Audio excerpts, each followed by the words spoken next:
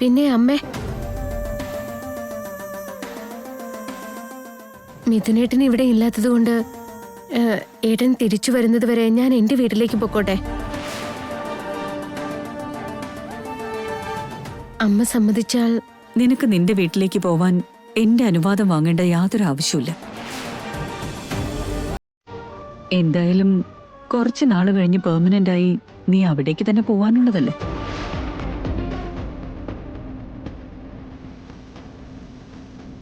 നിനക്ക് പോകാം.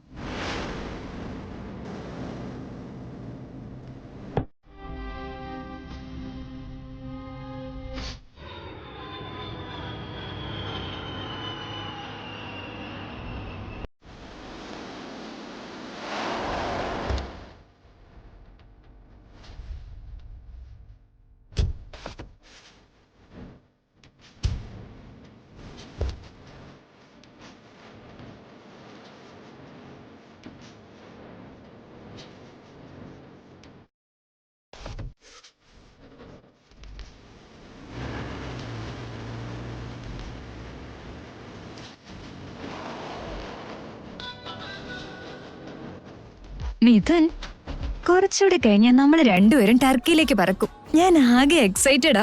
ഭാഗത്തേക്ക് പോ. ഒരു 2 മിനിറ്റ്സ് വെയിറ്റ് ചെയ്യും മഞ്ജരി. അതെന്തിനാ 2 മിനിറ്റ്സ് മിഥുൻ? അതിനുള്ളിൽ ഇവിടെ എന്ത് മാറ്റം ഉണ്ടാവുന്നേ? ഒന്ന് വെയിറ്റ് ചെയ്താൽ നിനക്ക് തന്നെ മനസ്സിലാക്കാൻ പറ്റും.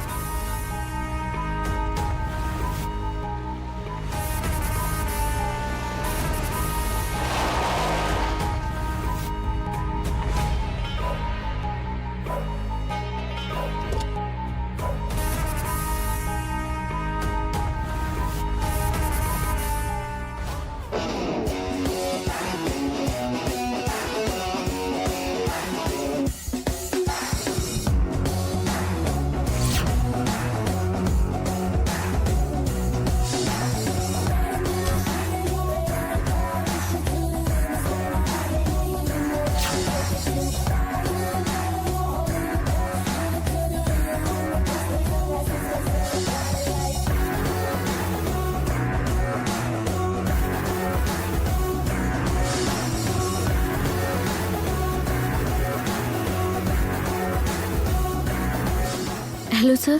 Hi Meghananda. Hi madam. Hello, നീ എന്താ ഈ സമയത്ത് ഇവിടെ? എവിടേക്കെങ്കിലും പോവാണോ? അവള് നമ്മളോടൊപ്പം ടർക്കിയിലേക്ക് വരിക. വാട്ട്?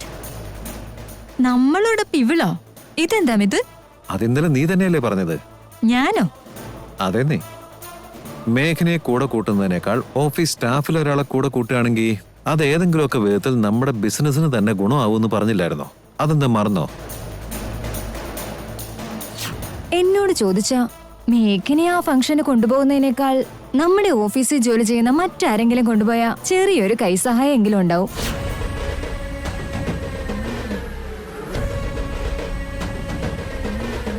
സോ ഏതായാലും മേഘനയ്ക്ക് വരാൻ പറ്റിയില്ല. അപ്പോൾ ഓഫീസിലെ ഏറ്റവും മിടുക്കിയായ മേഘനന്ദയെ കൂടെ കൂട്ടിക്കഴിഞ്ഞാൽ കമ്പനിക്ക് അത് പ്രയോജനപ്പെടുകയും ചെയ്യും, നമുക്കും അവളൊരു കൂട്ടായിരിക്കും. അതുകൊണ്ട് ഇന്നലെ പെട്ടെന്നെല്ലാം അറേഞ്ച് ചെയ്ത കാര്യമാണ്.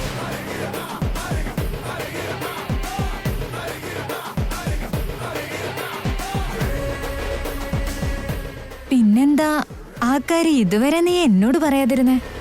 ആക്ച്വലി അവളുടെ ടിക്കറ്റ് ഞാൻ ലാസ്റ്റ് മിനിറ്റിലാണ് ബുക്ക് ചെയ്തേ. വരാൻ പറ്റൂല്ലോ എന്നുള്ളത് തീർച്ചയില്ലാത്തപ്പോ എന്തിനാ വെറുതെ പറയുന്നെന്ന് കരുതി. വരുന്ന വഴിക്ക് കാറിൽ വെച്ച് പറയാന്ന് വിചാരിച്ചതാ. അപ്പൊ നീ ഏത് നേരം ഫോണിലായിരുന്നു. പിന്നെ ഇവിടെ എത്തിപ്പോ വിചാരിച്ചു നീ കാണുമ്പോൾ അത് നിനക്കൊരു സർപ്രൈസ് ആവട്ടെ എന്ന്.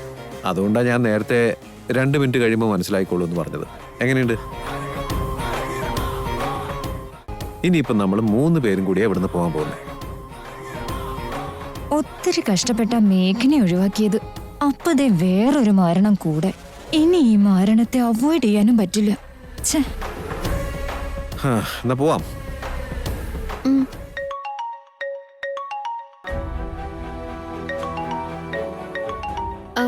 സർ, ഞാൻ ഈ കോളൊന്ന് അറ്റൻഡ് ചെയ്തോട്ടെ സർ? ഓക്കെ. ഹലോ ചേച്ചി, ചേച്ചി എയർപോർട്ടിൽ എത്തിയോ? ആ, ഞാൻ എത്തിച്ചാരു. ഇപ്പോഴാ മിഥുനേട്ടനെയും മഞ്ജരിയെയും കണ്ടത്. ശരി ചേച്ചി, എത്രയോ തടസ്സങ്ങൾ മറികടന്ന ചേച്ചിക്ക് ഇപ്പൊ പോവാൻ അവസരം കിട്ടിയത്. ചേച്ചി തിരിച്ചെത്തുന്നത് വരെ ഞാൻ ആകെ ടെൻഷനിലായിരിക്കും. സൂക്ഷിച്ചു പോയിട്ട് വരണട്ടോ. നീ ഒന്നും ഓർത്ത് വിഷമിക്കണ്ട, ഇവിടെയെല്ലാം ഞാൻ മാനേജ് ചെയ്തോളാം. ശരി ചേച്ചി. ചരു, ആ ഫോണിങ് അന്നേ ഞാനൊന്ന് സംസാരിക്കട്ടെ. മോളെ മേഘനെ, സന്തോഷമായിട്ട് പോയിട്ട് വാ കേട്ടോ. ആയിക്കോട്ടെ അച്ഛാ. Thank you very much. എനിക്കെന്തിനാ മോളെ താങ്ക്സ് ഒക്കെ? അച്ഛനല്ലേ അവസാന നിമിഷം അച്ഛന്റെ ഇൻഫ്ലുവൻസ് ഉപയോഗിച്ച് പാസ്പോർട്ട് പുതുക്കി വാങ്ങിച്ചു തന്നത്. അല്ലെങ്കിൽ എനിക്കിപ്പം മിഥുനേട്ടനൊപ്പം ടർക്കിയിലേക്ക് പോകാൻ സാധിക്കുമായിരുന്നില്ലല്ലോ. അതൊക്കെ ഇത്ര വലിയ കാര്യമാണോ? പക്ഷെ എന്താ, നിന്നെ മേഘനയായിട്ടല്ല മേഘനന്ദയായിട്ട് അയക്കാൻ സാധിച്ചത്.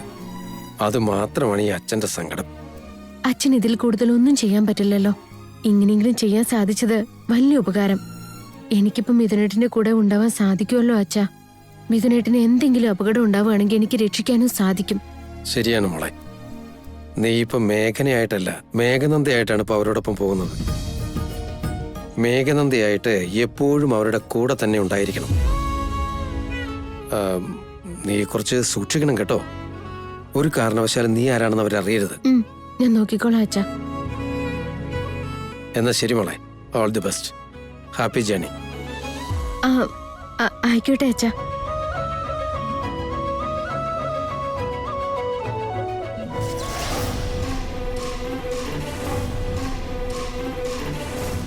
മിഥുനൊപ്പം നിന്റെ ടർക്കിയിലേക്കുള്ള യാത്ര ഇനി നടക്കില്ല. അവന് നേരെ വരുന്ന അപകടം തടയാനും ഇനിയോട്ട് നടക്കില്ല. ഇനിയിപ്പോ എന്താ മോളെ ചെയ്യാ? എനിക്ക് എന്ത് ചെയ്യണമെന്നൊരു പിടിയും കിട്ടുന്നില്ല അച്ഛാ. ആ ദൈവം എന്തിനാ എന്നെ ഇങ്ങനെ പരീക്ഷിക്കുന്ന? നമുക്ക് ചെയ്യാൻ പറ്റുന്നതൊക്കെ ചെയ്തു.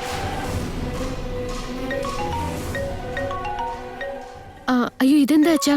മിഥുനേട്ടൻ എന്റെ ഓഫീസ് നമ്പറിലേക്ക് ഫോൺ ചെയ്യുന്നല്ലോ. മിഥുനോ? എന്തായിരിക്കും കാര്യം? എന്നാലും എന്തായിരിക്കും എടുത്ത് ചോദിക്കേ. Hello. Hello Meghananda, how are you? ഞാൻ സുഖമായിട്ടിരിക്കുന്നു സർ. നിനക്ക് പാസ്പോർട്ട് ഉണ്ടോ? ഞാൻ ചോദിച്ചു കേട്ടില്ലേ, പാസ്പോർട്ട് ഉണ്ടോന്ന്? എന്തിനാ സർ? ഒരു കാര്യമുണ്ട്, ഞാനൊരു അവാർഡ് സ്വീകരിക്കാൻ ടർക്കിയിലേക്ക് പോവാ. എന്നോടൊപ്പം മഞ്ജരിയും വരുന്നുണ്ട്.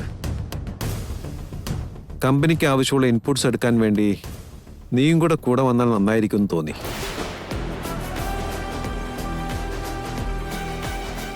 അതാ ഞാൻ ചോദിച്ചേ, പാസ്പോർട്ട് ഉണ്ടോന്ന്. ഉണ്ടെന്ന് പറ. ഉണ്ടെന്ന് പറഞ്ഞു. പറഞ്ഞോ, കുഴപ്പമില്ല.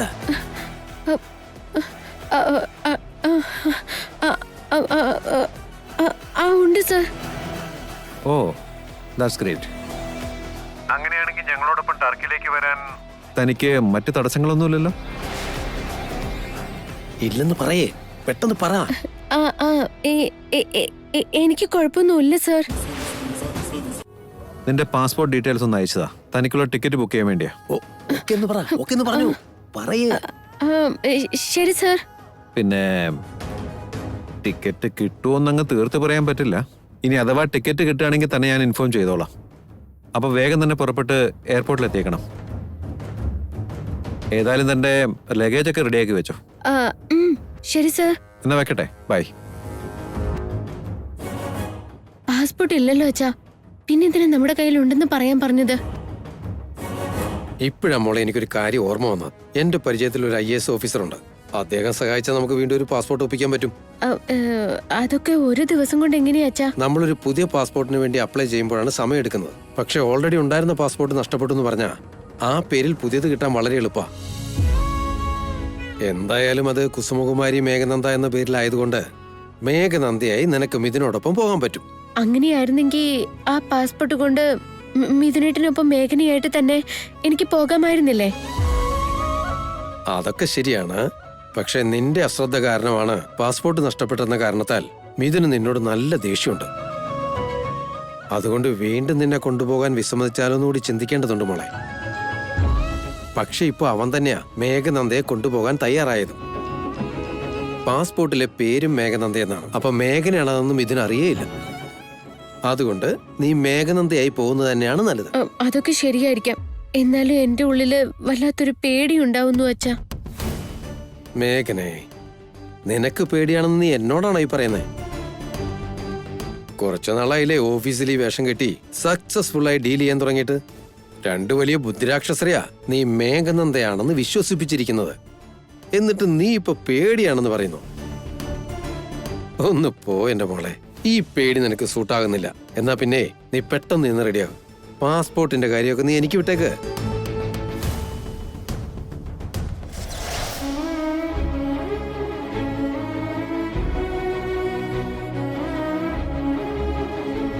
ഫോൺ കോൾ കഴിഞ്ഞ മേഘനന്ദേ? കഴിഞ്ഞു സർ. എന്നാ വന്നോളൂ.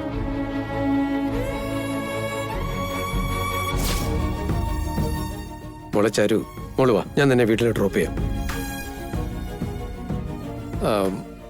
ചാരു, ആ പറഞ്ഞോളൂ അങ്കിൾ, എന്തു പറ്റി? എന്തു പറ്റി മോളെ? നീ ഇവിടെങ്ങും അല്ലാന്ന് തോന്നുന്നു. അങ്ങനെയൊന്നും ഇല്ല അങ്കിളെ. ചേച്ചി നിങ്ങളുടെ വീട്ടിൽ നിന്ന് പുറപ്പെട്ട് ഞങ്ങളുടെ ചെറിയമ്മയുടെ വീട്ടിലേക്ക് വരികയെന്നാ പറഞ്ഞേക്കുന്നത്. ഇപ്പൊ അരടിമ ആന്റിയും ബാക്കി എല്ലാവരും ചേച്ചി ഞങ്ങളുടെ വീട്ടിലുണ്ടാവുന്ന വിശ്വസിച്ചേക്കുന്നത്. പക്ഷെ ആർക്കെങ്കിലും സംശയം തോന്നി ഇവിടെ വന്ന് അന്വേഷിക്കുകയോ മറ്റോ ചെയ്താ ചേച്ചി ഇവിടെ ഇല്ലാന്നുള്ള കാര്യം മനസ്സിലാവില്ലേ? പിന്നെ ചേച്ചി എവിടെ പോയെന്നുള്ള അന്വേഷണവും തുടങ്ങും. അപ്പം ഇതിനേട്ടനൊപ്പം പോയിരിക്കാന്നും പുറത്തു വരും. പിന്നീട് മേഘനയും മേഘനന്ദയും ഒരാളാണെന്ന് മിഥുനേട്ടനും എളുപ്പത്തിൽ കണ്ടുപിടിക്കും. അപ്പൊ എന്തൊക്കെയാണാവോ ഉണ്ടാവാൻ പോകുന്നതെന്ന് ഓർക്കുമ്പോ പേടിയാവുന്നു അങ്കിൾ. അയ്യോ ചാരു, നീ എന്തിനാ അവിടെ വരെയൊക്കെ ചിന്തിക്കുന്നേ? മോള് വിചാരിക്കുന്ന പോലെ ഒന്നും സംഭവിക്കില്ല. അല്ലെങ്കിൽ തന്നെ ഒത്തിരി പഴികൾ ഏറ്റുവാങ്ങിയതാ ചേച്ചി. ഇനി ഇതിന്റെ പേരിൽ എന്തൊക്കെ അപമാനങ്ങൾ ചേച്ചി സഹിക്കേണ്ടി വരുമെന്ന് ഓർക്കുമ്പോ തന്നെ എനിക്ക് പേടിയാവുന്നു. ചാരു, അങ്ങനെയൊന്നും സംഭവിക്കാൻ ഞാൻ അനുവദിക്കില്ല.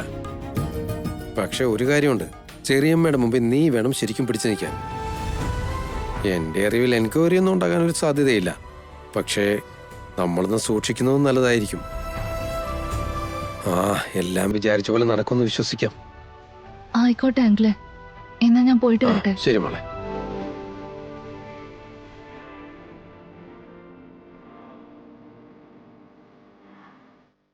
അങ്ങനെ ഒരു കണക്കിന് മിഥുനയും മേഘനയെ ഹണിമൂൺ അയക്കുന്നത് പോലെ വിദേശ യാത്രയ്ക്ക് പറഞ്ഞയച്ചു.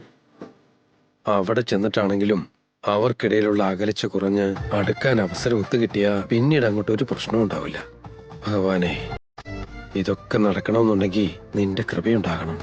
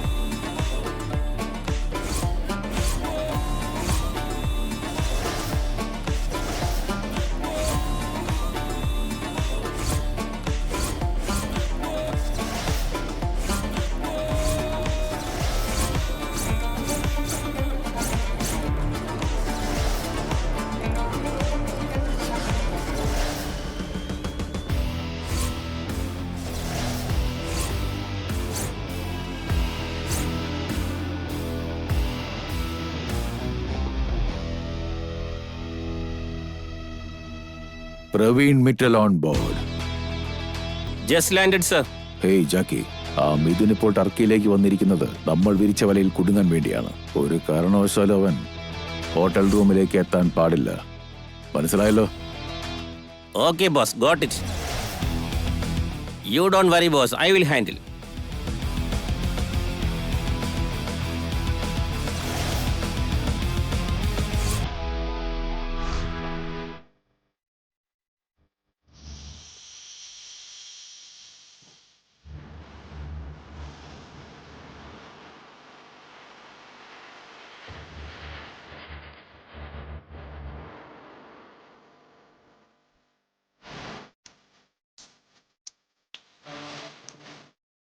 Welcome sir. ഹായ്.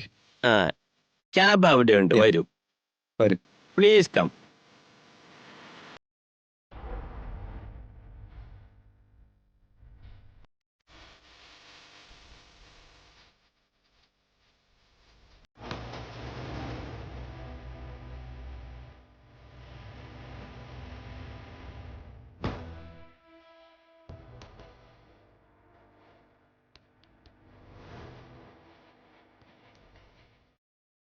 എന്തു പറ്റി മേഘനന്തേ? നീ വല്ല പട്ടിക്കാട്ടിന്ന് ഇറങ്ങി വന്നവളാണോ? അന്തം വിട്ട് വായും പൊളിച്ച് സിറ്റി നോക്കിയിരിക്കോ? അങ്ങനെയൊക്കെ ചോദിച്ചാ മേഡത്തിന് ഇതൊരു പുതിയ സിറ്റി തന്നെയല്ലേ? പുതിയത് കാണുമ്പോ എല്ലാവർക്കും ഒരു ആകാംക്ഷയൊക്കെ ഉണ്ടാവില്ലേ? ഇതൊന്നും ഒരു പുത്തരിയല്ലാന്ന് അഭിനയിച്ച് കാണിച്ചിട്ട് എന്താ കാര്യം? നമ്മൾ നമ്മളായി തന്നെ കഴിയണം. എന്നാലേ നമുക്ക് എല്ലാ കാര്യങ്ങളും ആസ്വദിക്കാൻ കഴിയൂ, പുതിയതിനെയെല്ലാം സ്വീകരിക്കാനും കഴിയൂ. കൂളായിട്ട് മേഡം ഈ സിറ്റി കണ്ട് എൻജോയ് ചെയ്യാൻ നോക്കൂ. നിനക്ക് ഭയങ്കര ബുദ്ധിയാണല്ലോ മേഘനന്തേ. എന്ത് കാര്യം ചോദിച്ചാലും എന്തൊരു മിടുക്കോടെ നീ കാര്യം പറയുന്നേ. ഇതിലിപ്പോ മിടുക്ക് കാണിക്കാൻ എന്തിരിക്കുന്നു മഞ്ജരി? മേഘനന്ദ പറഞ്ഞത് ശരിയല്ലേ? നമ്മൾ നമ്മളായി തന്നെ നിൽക്കണമെന്നാ. അങ്ങനെ ചെയ്യാൻ സാധിച്ച പുതിയ കാര്യങ്ങൾ അംഗീകരിക്കാൻ മനസ്സ് തയ്യാറാകും.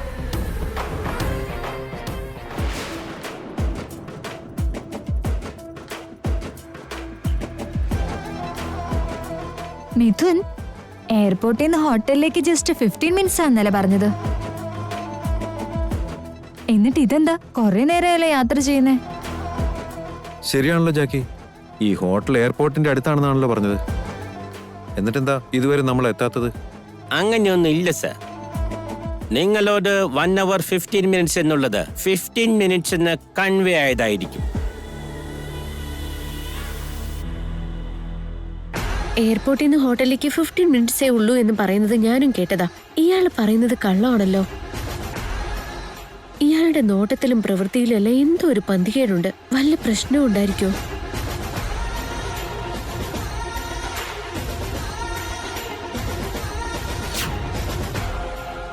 ചേട്ടാ, നേരെ വഴി കൂടെ തന്നെയാണോ പോകുന്നത്? അതിലെന്താ നിങ്ങൾക്കൊരു സംശയം? ഞങ്ങളുടെ ചെറിയച്ചൻ 15 മിനിറ്റ് കൊണ്ട് എത്തുന്നാ പറഞ്ഞത്. എന്നിട്ട് ഇതുവരെ എന്താ എത്താത്തത്? ട്രാഫിക് അല്ലേ മാഡം? ചേട്ടാ, ചേട്ടൻ റോങ് റൂട്ടിലാ പോകുന്നത്. പറഞ്ഞാ മനസ്സിലാവില്ലേ? 2 മിനിറ്റ് ഒന്നും മിണ്ടാതിരുന്നേ, ഞാൻ കൊണ്ടുവിട്ടോളാം. ചേച്ചി, ഇയാള് മനഃപൂർവ്വം നമ്മളെ തെറ്റായ വഴി കൂടെ കൊണ്ടുപോവാ.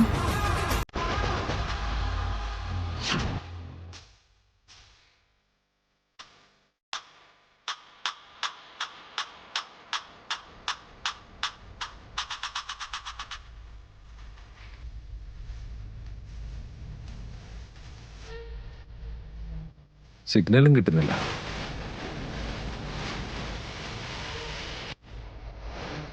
ഇത്രയും വലിയ സിറ്റിയില് സിഗ്നലൊക്കെ കട്ടാകുമെന്നൊക്കെ പറഞ്ഞ അതല്ലേ എനിക്കും പിടികിട്ടാത്തത്. എന്തോ അപകടം മണക്കുന്നുണ്ട്.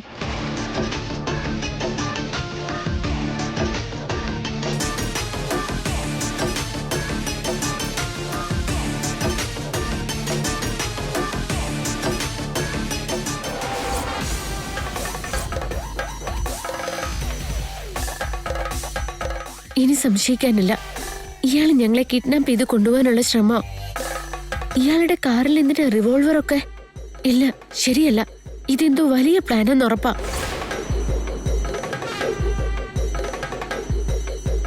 മിഥുൻ, ഇനിയൊന്ന് ഫോൺ ട്രൈ ചെയ്ത് നോക്കേ.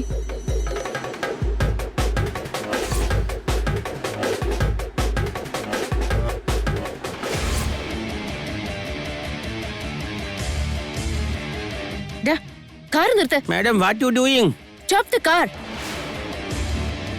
മാഡം, മേഘനന്ദേ, വാട്ട് ആർ യു ഡൂയിങ്? എന്ത് ഭ്രാന്താ നീ കാണിക്കുന്നേ? ആ ഗണ്ണ് അവിടുന്ന് മാറ്റാൻ നോക്ക്. മാറ്റ്. അല്ല മാഡം, എന്തോ തെറ്റ് സംഭവിക്കുന്നുണ്ട്. ഇയാൾ നമ്മളെ ഇങ്ങോട്ടേക്ക് കൊണ്ടുപോകാൻ നോക്കാണ് madam. Meghananda, what nonsense are you talking? Sir, 15 മിനിറ്റിനുള്ളിൽ എത്തേണ്ട നമ്മള് ഇതുവരെ യാത്ര തുടർന്നുകൊണ്ടിരിക്കുക. ഒരു വശത്താണെങ്കിൽ ഫോണിന് സിഗ്നൽ പോലും ഇല്ല. ഇയാളുടെ പ്രവൃത്തികളെ നമ്മൾ സംശയിക്കേണ്ടിയിരിക്കുന്നു. ഇത്രയും പന്തികേടുകൾ ഉണ്ടായിട്ടും നമ്മൾ പ്രതികരിക്കാതിരുന്നാൽ എങ്ങനെയാ സർ? നമ്മൾ എന്തോ അപകടത്തിലാണെന്ന് ഉറപ്പാ. നീ ആരാണെന്ന് പറ.